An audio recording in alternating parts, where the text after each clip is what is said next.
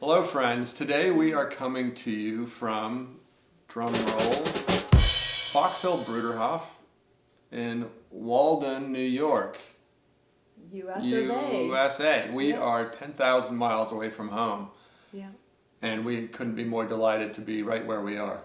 Yes, that's for sure. So this is just going to be a really quick video just to let you know how we're doing and why we're in New York, and just to connect, and then we will see in the next weeks how much we manage to stay in touch. So we, first of all, are very grateful to the Australian government, the authorities that allowed us permission to travel at this time. As many of you are aware, the Australian borders are still not fully open, although that thankfully is changing really soon. But at any rate, we were given permission to travel to be alongside my dear dad, who, as some of our friends will know, has been battling cancer now for the better part of 6 years. And it really looks like he's on his homeward journey, so we are really, really thankful for the opportunity to be here alongside him. And it was truly beautiful to be sent from our community at Danthonia, who know and love my parents dearly. Mm-hmm. Mom and Dad spent 10 years all up in Australia. And we're actually some of the first Bruderhof members ever to come down to Australia when we were still investigating the options for the Danthonia Bruderhof community as it became. So we left a week ago from Australia last Wednesday and began very early in the morning by getting a ride over to Glen Innes as the dawn was breaking and the mist was rising and our beautiful spring countryside was waking up, and we caught the bus to Armadale, yep. Where we picked up the little train that makes its way down through the Hunter Valley all the way to Sydney. Very slowly and meticulously, stopping at frequent places, and everywhere from Katingle to Werris Creek to, I don't know, you name them, we stopped in them. Maitland, down through Newcastle, along the coast. It was kind of fun to see it through our youngest eyes. So our youngest son traveled with us. Yeah. And he has been to the U.S. before, but only as a smaller fellow, and remembers nothing about it. So he was fully engaged. He's in year 9. He's a high school student. Getting out the maps and just looking. Totally locked in. So it was fun. It was amazing going down by the coast and seeing all the different fisheries and the boats. It was amazing. And then we overnighted there at Sydney.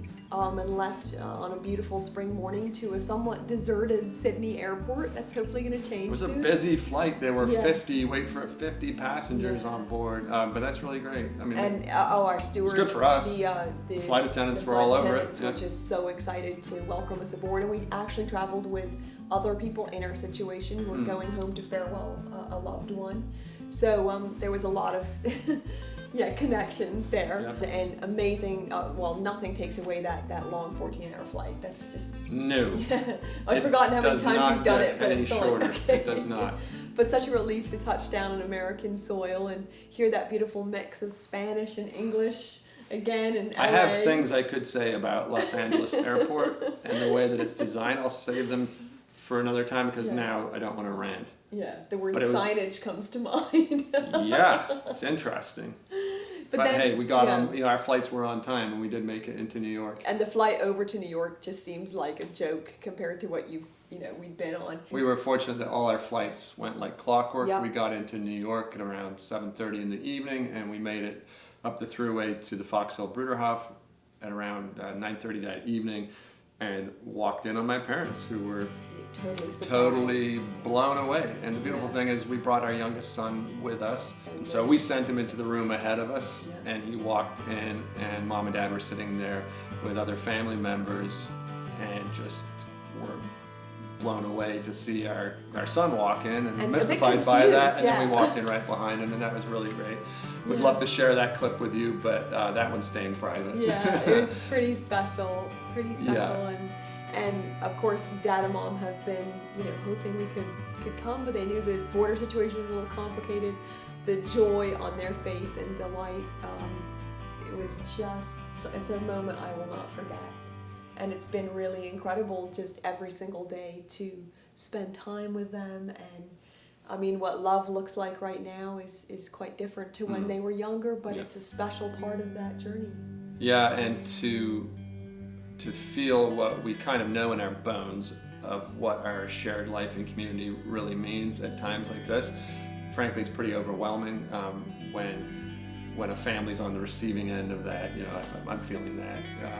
Just the love of people that care so deeply, and you know, the incredible care Dad receives from his healthcare team.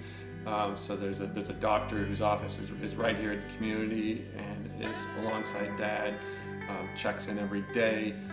My brother and his wife are both nurses, and they do the bulk of the care for Dad. But anyway, beyond that, there's just the love of the kitchen team, the laundry team. Yeah, everybody pitching in to make it work, and kids stopping by with pictures. And there are other people in this community too who are facing challenges. So it's been really special for us to come from one church community to another and feel the same love and support that, you know, like I say, we can often take for granted.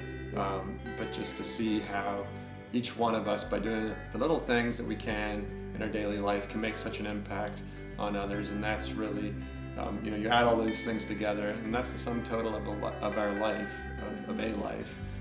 And I think my dad's legacy is going to be just those little cups of water that he's handed out, you know, joyfully and freely throughout his life, if you follow what I mean by that. And so many people are coming and telling us, your dad did this for me, your dad did that for me. Little things that you know are just minuscule, but in a day lift someone's spirits, and it's really incredible to be here and all of the messages that you are sending us, of the prayers and support, we can feel it. Yep. And it's a journey, but it's a very, very peaceful one, because dad and mom have lived their whole lives for a peace that's outside of themselves, and that's really coming home. And at the same time, this is a really gorgeous place to be, just physically, and to be back in upstate New York, which is where we met, where we fell in love, where we were married. It's life is beautiful. Yeah. And it's autumn. Yeah. Fall. I think we go with fall around yes. here.